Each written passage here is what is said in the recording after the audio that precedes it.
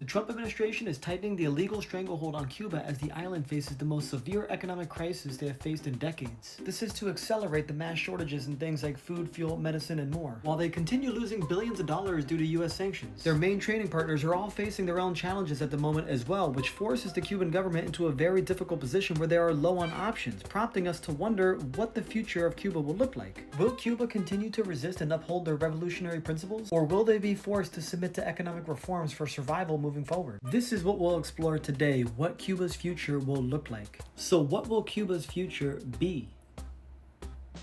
First, let's explore Cuba's future if they reform economically, because many people seem to believe that the US will lift their economic, commercial, and financial sanctions on the island if they simply open up to economic market reforms like China and Vietnam did. The truth, however, is that the US does not want a market socialist Cuba. They want a fully subordinate, politically controlled capitalist Cuba. And we know this is true because Vietnam still faces sanctions on their state-owned industries despite being a US trading partner. China's state sector is sanctioned as well. They face enormous propaganda campaigns despite being deeply integrated into the global capitalist world order. And Russia, even after embracing capitalist politics and economics in the 1990s, they too still face sanctions every time they deny US foreign policy demands. Therefore, the US would likely not lift any sanctions on market reforms unless those markets allow for unrestricted exploitation by foreign capital like China and Vietnam did. They would also have to submit to US geopolitical demands like cutting ties with China, Vietnam, Russia, and Venezuela, so Cuba would be fully dependent on the US and our allies.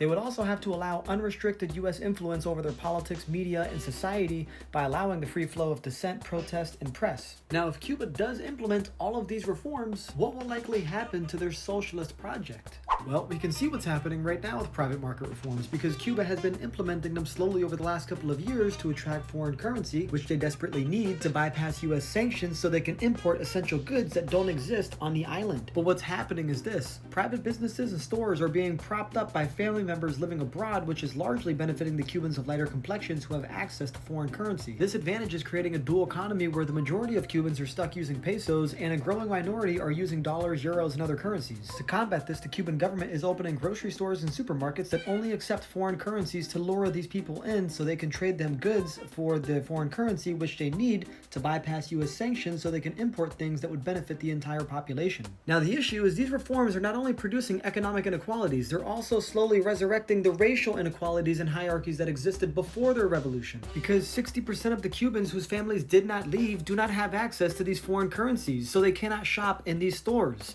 which is slowly eroding Cuba's socialist goal of collective advancement. Therefore, these reforms are only leading to the small rise of petite bourgeois capitalists on the island who are naturally pushing for more market liberalization out of their own self-interest, and they're going to continue to grow into an opposition force that is going to be seeking political power. And the US is exploiting this opening by maintaining extreme sanctions on Cuba's public sectors and industries while they funnel resources at the same time to the private ones. And the idea behind this is simple. They're starving Cuba's public sector to make socialism appear inefficient, and they're propping up their private sector to make it seem more successful.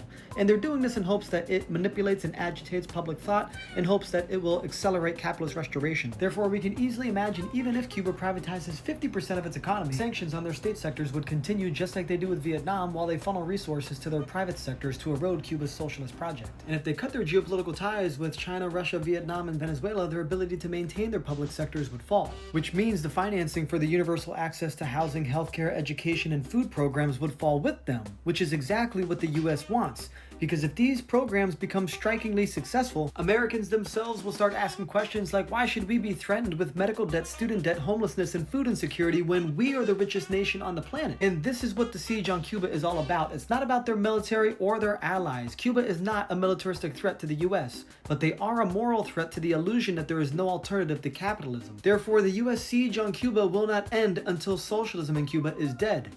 So if Cuba does reform, it will not lead to less pressure and better relations. It will lead to more pressure because the US is not seeking compromise and friendship.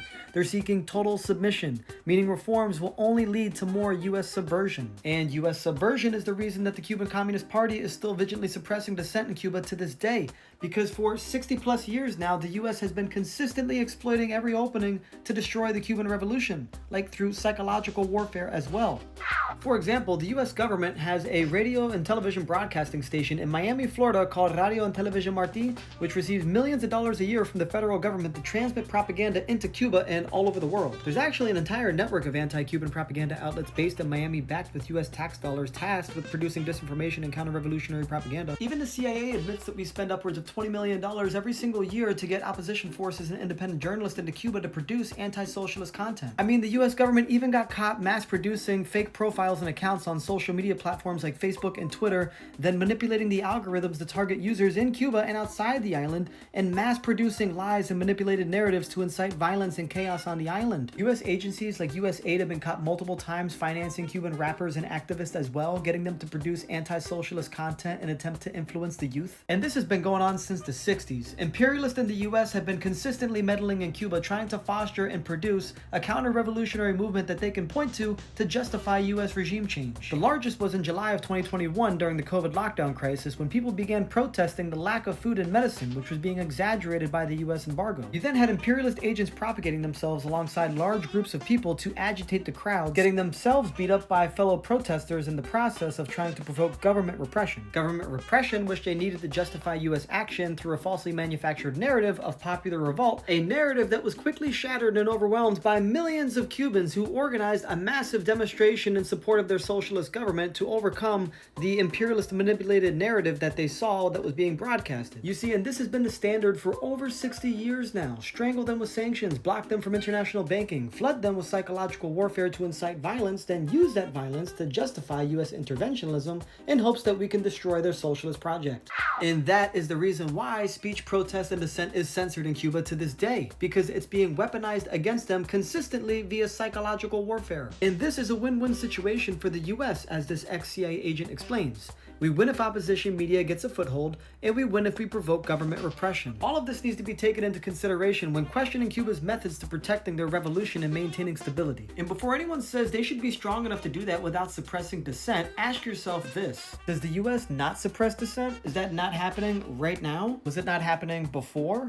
Has it not been happening for decades? Look, even Nordic nations, the places everyone points to as the most free and democratic, they too crack down on rhetoric that threatens their stability. Because the truth is, all nations suppress things that threaten their status quo or stability. This obviously is not unique to places like Cuba, even though US propaganda would like you to think otherwise. Socialist states simply do it to protect socialism, while capitalist states do it simply to protect capitalism. So in conclusion, the only real solution that would alleviate the mass scarcity, underdevelopment, and dissent control in Cuba is the complete end of Washington's war against the island. Because if Washington seized its blockade, lifted all sanctions, and ended their sabotage campaigns, Cuba would finally be able to engage in normal international trade and access global markets freely for the first time in over 60 years. They would also be able to pursue banking opportunities that have been out of reach since the beginning of their revolution, which would allow them the ability to overcome the artificial scarcity that's imposed on them by the US empire. This would also pressure them to scale back their defensive measures like dissent control, which exist primarily to counter US-funded destabilization efforts in the first place. And this would be the best case scenario for Cuba. But being realistic, is the US ever going to stop its siege on Cuba? No, they're likely never going to stop, and the Cuban government knows this. Which means Cuba stands at a difficult crossroads. They will either be forced to continue opening parts of their economy to foreign capital to survive US sanctions, and if they do that, I'm sure it'll be similar to China's model, where they maintain state ownership and party leadership over things like telecommunications, banking, energy, heavy industry, military, and more, while simply allowing for private ownership over smaller things like retail, restaurants, small industries, and manufacturing companies. That being said, if Cuba pursues this path, their business owners will continue pursuing liberalization, class and racial inequalities will continue to rise, and the US will most certainly weaponize these things and turn it against Cuba's public sector to erode their socialist project as much as possible. And for the communists in Cuba, they're going to have to struggle against these odds to defend their revolution and save their gains, and they know this. On the other hand, if Cuba does not reform and they continue to resist all capitalist exploitation, then the economic hardship and scarcity will continue to crush them. But not indefinitely, because anti-imperialist blocs like BRICS are rising, which can help break Cuba's isolation. The issue is that BRICS is still developing, so this won't be an overnight victory, meaning Cuba will continue enduring years of economic hardship until US global dominance declines and a multipolar world order emerges, effectively neutralizing the impact that US sanctions have on the island, effectively freeing the Cuban people, which is ultimately their only hope if total resistance is their stance moving forward. So out of these two options, what do you think Cuba's future will be? Will they reform or resist moving forward? Comment below.